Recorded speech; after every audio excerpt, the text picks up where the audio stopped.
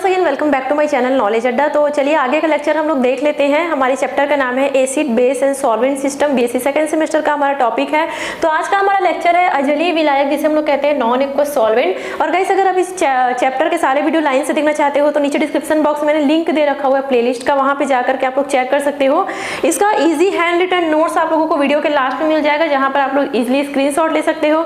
तो चलिए आज का वेरी इजी टॉपिक हम लोग स्टार्ट करते हैं, जिसका नाम है अजलीय विलायक, जिसे हम लोग कहते हैं नॉन एक्वस सॉल्वेंट। तो देखिए, ये टॉपिक समझने से पहले हमें सबसे पहले समझना पड़ेगा कि आखिर ये सॉल्वेंट क्या होता है, ये विलायक क्या होता है। क्योंकि देखिए, इस पूरे चैप्टर में हम लोग विलायक के बारे में, सॉल्वेंट के बारे में ही समझने वाले हैं। तो जो डाउट है विलेय, विलायक, विलियन, सॉल्वेंट, सॉल्यूट, सॉल्यूशन, थोड़ा सा हम लोग क्लियर करते हैं। मान लीजिए हमारे पास एक बीकर है, कोई पात्र है जिसमें हम लोगों ने पानी भरा हुआ है, वाटर भरा हुआ है, और हम लोग उसमें क्या डाल रहे हैं, नमक डाल रहे हैं। मतलब एक जार है, उसके अंदर पानी भरा हुआ है और आप लोग उसके अंदर क्या डाल रहे हो, नमक डाल रहे हो। नमक डालने के बाद आप उस पानी को अच्छे से घोल दो। घोलने के बाद हमारे पास एक सॉल्यूशन रेडी हो जाएगा। तो देखो, जो हम लोग पानी लिए हैं वो कितना लिए हैं, मान लीजिए 100 ml पानी लिए हैं, तो वो जो वाटर होगा, क्योंकि वो अमाउंट में ज्यादा है, तो वो क्या कहलाएगा, सॉल्वेंट कहलाएगा, विलायक कहलाएगा। अब यहाँ पर जो हम लोग नमक डाल रहे हैं, बिल्कुल चुटकी भर नमक डाल रहे हैं, तो क्योंकि नमक का जो क्वांटिटी है वो कम है, तो वो क्या कहलाएगा, सॉल्यूट कहलाएगा, विलेय कहलाएगा। पानी और नमक मतलब वाटर और सॉल्ट का जो एक मिक्सअप बनकर रेडी हुआ है, जो वाटर सॉल्ट बन के रेडी हुआ है, वो क्या कहलाता है, सॉल्यूशन या फिर विलियन कहलाता है। तो हम लोग यहाँ पर विलायक या सॉल्वेंट के बारे में यहाँ पर रीड करने वाले हैं, ठीक है। तो बस इतना याद रखना कि हमेशा जो सॉल्वेंट रहता है, विलायक रहता है, वो ज़्यादा रहता है। जैसे कि यहाँ पर वाटर में हम लोग नमक को घोल रहे हैं, तो यहाँ पर जो सॉल्वेंट होगा वो हमारा क्या होगा, वाटर होगा। ये डाउट आप लोगों को क्लियर हुआ। अब देखिए, विलायक की जहाँ बात आती है, जहाँ पर सॉल्वेंट का बात आता है, तो हमारे माइंड में बस एक ही चीज़ आता है, वो है वाटर।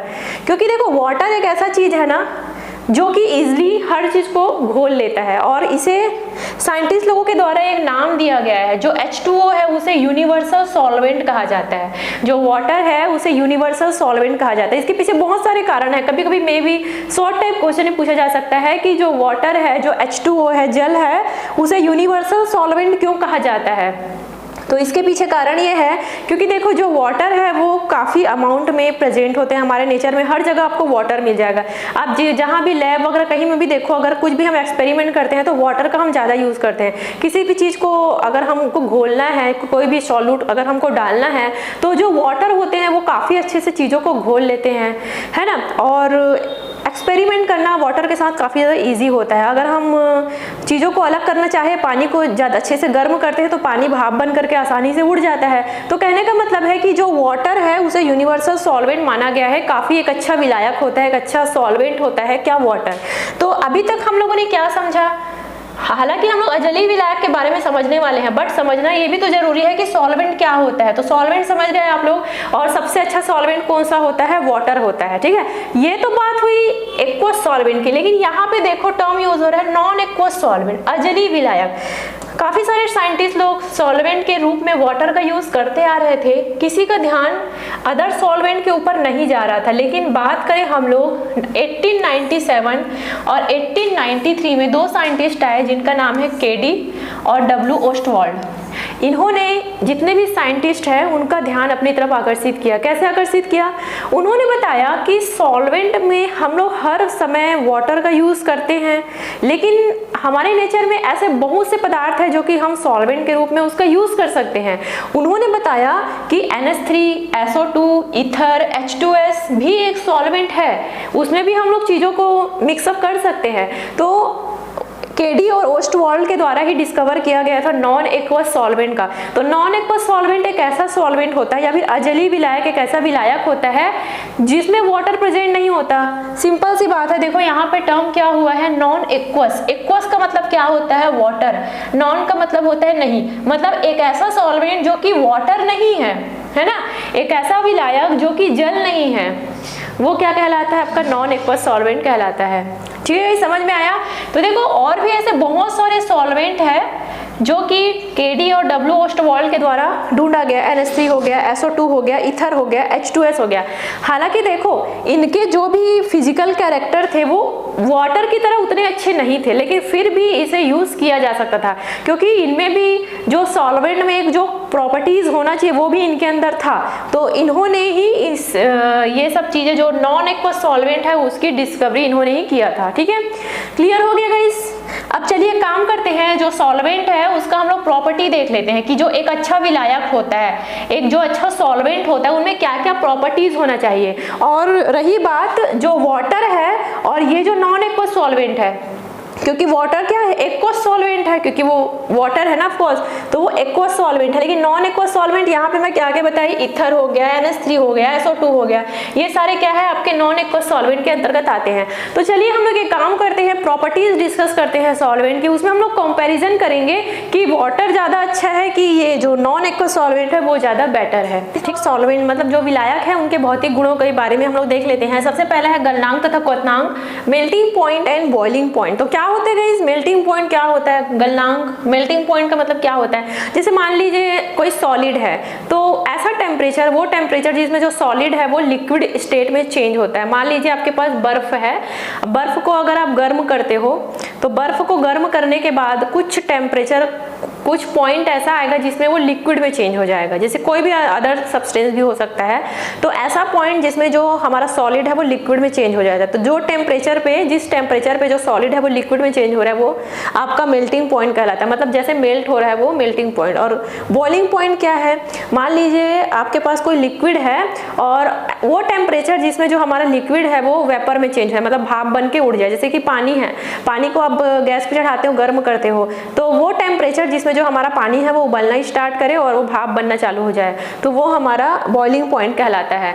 तो विलायक जो सॉल्वेंट है उसकी फिजिकल प्रॉपर्टी, मेल्टिंग पॉइंट और बॉइलिंग पॉइंट की बात करें तो देखो, जो भी सॉल्वेंट हम यूज करेंगे तो उसका मेल्टिंग पॉइंट और बॉइलिंग पॉइंट अच्छा होना चाहिए। जैसे अगर हम वाटर की बात करें, क्योंकि वाटर तो यूनिवर्सल सॉल्वेंट है, अगर हम वाटर की बात करें तो वाटर का जो बॉइलिंग पॉइंट है वो काफी ज्यादा अच्छा है। कहने का मतलब है कि अगर हम पानी को गर्म करते हैं तो एकदम से वो भाप बन के तुरंत ही नहीं उड़ जाता, टाइम लगता है ना भाई उसको, पानी को भाप बनने में थोड़ा सा टाइम लगता है। अगर हम कुछ चीजों को घोल रहे हैं तो ऐसा नहीं कि पलक झपकते ही पानी एकदम भाप बन के उड़ जाए। तो कहने का मतलब है कि वाटर के जो मेल्टिंग और बॉइलिंग पॉइंट है वो काफी अच्छा रहता है। लेकिन अगर हम अदर सॉल्वेंट की बात करें, नॉन एक्वस सॉल्वेंट की बात करें, जैसे कि अमोनिया की बात करें, SO2 की बात करें, तो वो थोड़े कम टेम्परेचर में ही वो लिक्विड अवस्था में रहता है। थोड़ा सा भी हम उसमें टेम्परेचर डालें तुरंत वो भाप बन के क्या होता है, उड़ जाता है, तुरंत वो गैस में जो है वो कन्वर्ट हो जाते हैं। तो कहने का मतलब है यहाँ पर भी जो हमारा वाटर है वो ज्यादा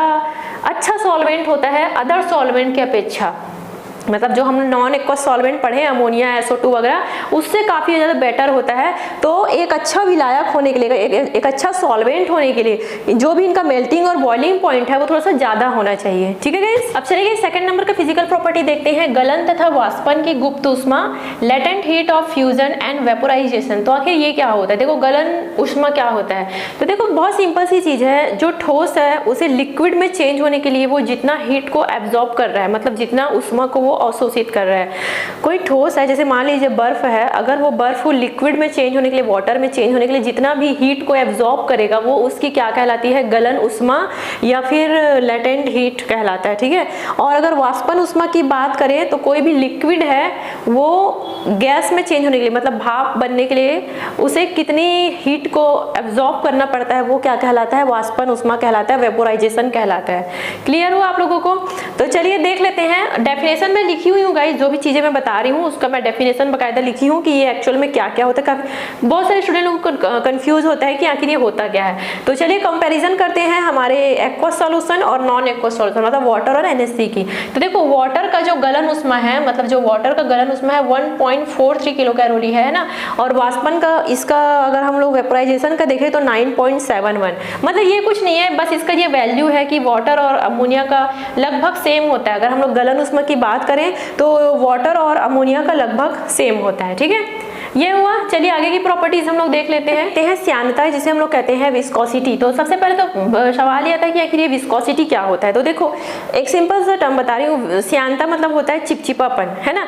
देखो हमारे बहुत सारे ऐसे सब्सटेंस होते हैं, बहुत सारे ऐसे नॉन एक्वस सॉल्वेंट होते हैं जो कि बहुत ज़्यादा चिपचिपे होते हैं, लेकिन अगर हम लोग वाटर की बात करें, अमोनिया की बात करें तो उतने ज़्यादा चिपचिपा नहीं होता। अगर आप पानी की बात करो तो वाटर को छू के देखना, वो एकदम उसकी जो विस्कोसिटी है वो बिल्कुल नहीं के बराबर होता है, मतलब एकदम चिपचिपापन उसमें होता ही नहीं है वाटर में। तो कहने का मतलब है कि अगर आपके पास कोई सॉल्वेंट है, अगर आप कोई सॉल्वेंट यूज कर रहे हो, अगर उसमें चिपचिपापन है तो फिर वो सॉल्वेंट अच्छा नहीं है, वो उतना अच्छा रिजल्ट नहीं देगा। लेकिन अगर आपके पास कोई ऐसा सॉल्वेंट है जो कि बहुत ज्यादा चिपचिपा है, उसमें विस्कोसिटी बहुत ज्यादा है, तो फिर वो विलायक मतलब जो भी सॉल्वेंट है वो बिल्कुल भी अच्छा नहीं होगा। तो ध्यान देने वाली बात यही है कि जो भी हम सॉल्वेंट यूज करेंगे उनकी विस्कोसिटी बहुत कम होनी चाहिए। ठीक है गाइस, चलिए 4th नंबर का देखते हैं, स्वतः आयनन, जिसे हम लोग कहते हैं ऑटो आयोनाइजेशन। तो देखो जो कुछ सॉल्वेंट ऐसे होते हैं ना जिनमें ऑटो आयोनाइजेशन की प्रॉपर्टीज पाई जाती है, तो आखिर ये क्या होता है? देखो हमारे प्रकृति में ऐसे बहुत सारे सॉल्वेंट है जो कि अपने आप जो है वो क्या हो जाते हैं, धन आयन और ऋण आयन में ये विभक्त हो जाते हैं। जैसे कि ये मतलब अगर हम लोग इसमें कोई विलेय नहीं मिलाए हैं तो भी मतलब अपने विलायक अवस्था में ही ये क्या होते हैं, इनका ऑटो आयोनाइजेशन हो जाता है। जैसे कि यहाँ पर अमोनिया की बात करें NH3 + NH3, तो ये दो भागों में विभाजित है, धन आयन और ऋण आयन।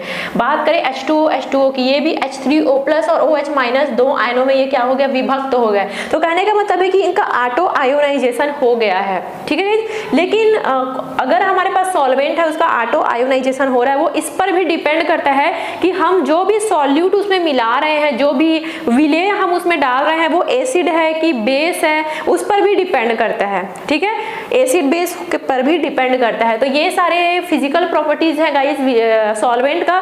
तो मैंने नोट्स में बहुत अच्छा से लिखा हुआ है यहाँ पर, आई होप बहुत कुछ चीजें आप लोगों को समझ आया होगा, बाकी चीजें आप लोग नोट्स में भी देख सकते हो। तो ये तो बात हुई फिजिकल प्रॉपर्टीज की। अब हम लोग डिस्कस करते हैं कि जो सॉल्वेंट होते हैं वो कितने टाइप के होते हैं, जो विलायक होते हैं वो कितने टाइप के होते हैं। ठीक है, सब हम लोग क्या करते हैं, देख लेते हैं विलायकों के प्रकार, जिसे हम लोग कहते हैं टाइप्स ऑफ सॉल्वेंट। तो ये नोट करते जाना आप लोग कितने कितने टाइप के सॉल्वेंट होते हैं। तो सबसे पहले वर्गीकरण 1 देखते हैं। इसे 3 भागों में क्लासिफाई किया गया है वर्गीकरण, क्लासिफिकेशन 1, क्लासिफिकेशन 2 एंड क्लासिफिकेशन 3। तो यहाँ पे मैं सबसे पहले क्लासिफिकेशन 1 बता रही हूँ। तो सबसे पहला है आपका क्लासिफिकेशन 1 के अंतर्गत आता है सबसे पहला प्रोटिक विलायक, जिसे हम लोग कहते हैं प्रोटिक सॉल्वेंट। सेकंड नंबर में है अप्रोटिक विलायक, जिसे हम लोग कहते हैं अप्रोटिक सॉल्वेंट। और लास्ट में है उभयधर्मी विलायक, जिसे हम लोग कहते हैं एम्फीप्रोटिक सॉल्वेंट। तो सबसे पहले इसका मतलब बता देती हूँ, देन हम लोग सेकंड क्लासिफिकेशन के ऊपर जाएंगे। तो सबसे पहले बात करते हैं कि what is protic solvent. Protic solvent क्या होता है? तो देखो प्रोटिक सॉल्वेंट वो सॉल्वेंट होता है एक ऐसा विलायक जिसमें हाइड्रोजन एटम प्रेजेंट होते हैं। ठीक है, बहुत सिंपल है। प्रोटिक सॉल्वेंट वो सॉल्वेंट होता है जिसमें हाइड्रोजन एटम प्रेजेंट होते हैं। एग्जाम्पल के लिए H2SO4 और NH3 हो गया, CH3COOH, HCl। हालांकि नोट्स में पूरा लिख दी हूँ, सो डोंट वरी, बस इतना याद रखना है कि जो प्रोटिक सॉल्वेंट होता है ना वो उसमें हाइड्रोजन एटम प्रेजेंट होगा। और ये 2 टाइप के होते हैं, एसिडिक और बेसिक, मतलब अम्लीय और क्षारीय दोनों टाइप के होते हैं। ठीक है, अब जो अप्रोटिक सॉल्वेंट है वो कैसा होता है? अप्रोटिक विलायक वो विलायक होता है जिसमें हाइड्रोजन एटम प्रेजेंट नहीं होता, मतलब यहाँ पर हम जो भी विलायक यूज करेंगे उसमें हाइड्रोजन एटम प्रेजेंट नहीं होगा। एग्जाम्पल के लिए CCl4 हो गया या फिर BrF3SO2। तो जो भी विलायक जिसमें आपको हाइड्रोजन एटम नहीं दिख रहा है तो समझ लेना वो अप्रोटिक सॉल्वेंट है। अब लास्ट है एम्फीप्रोटिक सॉल्वेंट, मतलब उभयधर्मी। हालांकि इसमें हाइड्रोजन एटम प्रेजेंट होते हैं, लेकिन ये जो सॉल्वेंट होते हैं ना वो एसिडिक की तरह भी बिहेव करते हैं और बेसिक की तरह भी ये क्या करते हैं, बिहेव करते हैं। ठीक है, तो वो क्या कहलाते हैं, आपके उभयधर्मी कहलाते हैं। सबसे बेस्ट एग्जाम्पल क्या है उभयधर्मी का? H2O water. पहले ही बताई थी कि जो वाटर होता है ना गाइस वो दोनों टाइप से बिहेव करता है, एसिड के जैसे भी और बेस के जैसे भी, अम्ल क्षार दोनों की तरह व्यवहार करते हैं। तो जो आपका H2O होगा ना वो एम्फीप्रोटिक होगा। हालांकि H2O हाइड्रोजन एटम प्रेजेंट है लेकिन वो प्रोटिक सॉल्वेंट नहीं है, वो क्या है, एम्फीप्रोटिक सॉल्वेंट है, क्योंकि उसमें हाइड्रोजन एटम तो प्रेजेंट है लेकिन वो एसिडिक और बेसिक दोनों टाइप का नेचर दिखाते हैं। तो समझ आया आप लोगों को क्लासिफिकेशन 1? समझ आ गया आप लोगों को? सबसे पहला क्लासिफिकेशन प्रोटिक, अप्रोटिक और उभय प्रोटिक। बहुत अच्छा इसका नोट्स लिखी हुई हूँ, सो डेफिनेशन की चिंता आप लोग मत करना। ठीक है, चलिए आगे बढ़ते हैं। हम लोग देख लेते हैं जो सेकंड नंबर का क्लासिफिकेशन है उसमें सॉल्वेंट को 2 तरीके से डिवाइड किया गया है, आयन कारक आयोनाइजिंग सॉल्वेंट और अनआयन कारक नॉन आयोनाइजिंग सॉल्वेंट। तो कुछ देर पहले ही मैंने आप लोगों को बताया था कि कुछ सॉल्वेंट होते हैं ना गाइस वो क्या होते हैं, आयोनाइजिंग होते हैं। जैसे कि वाटर, जैसे कि NH3। वाटर अपने आप जो है वो विभाजित हो जाता है धन आयन और ऋण आयन, मतलब ऑटोमेटिक उनका जो है वो आयोनाइजेशन हो जाता है। बट ऐसे बहुत सारे सॉल्वेंट हैं जो कि आयोनाइजिंग नहीं होते, मतलब उनका आयनन नहीं होता। एग्जाम्पल के लिए बता देती हूँ, ऐसे कौन से प्रोडक्ट हैं जो अनआयनकारी होते हैं, C6H6, इनका जो है वो आयनन नहीं हो पाता है CCl4, तो ये है। सो नोट्स में लिख दी हूँ और भी एग्जाम्पल, ठीक है। सेकंड नंबर का क्लासिफिकेशन समझ आया आप लोगों को। लास्ट देख लीजिए, लास्ट टाइप का जो क्लासिफिकेशन है वो बहुत इजी है। पहला तो एक्वस सॉल्यूशन, एक्वस सॉल्वेंट, और दूसरा है नॉन एक्वस सॉल्वेंट, मतलब विलायक और अजलीय विलायक, ठीक है। तो पहले ही बताई थी कि कुछ जो सॉल्वेंट होते हैं वो एक्वस होते हैं, जैसे कि वाटर एक्वस सॉल्वेंट जलीय विलायक के अंतर्गत H2O को रखा गया है, लेकिन जो नॉन एक्वस सॉल्वेंट होते हैं उसके अंतर्गत NH3, SO2 ये सबको रखा गया है, ठीक है। तो लास्ट जो हमारा क्लासिफिकेशन है उनको, जो हमारा सॉल्वेंट है उनको दो भागों में बांटा गया है, जलीय विलायक और अजलीय विलायक। सो गाइस ये जो टॉपिक है ना एकदम ईजी है, ये एग्जाम में कैसे पूछा जा सकता है वो मैं आप लोगों को बता देती हूँ।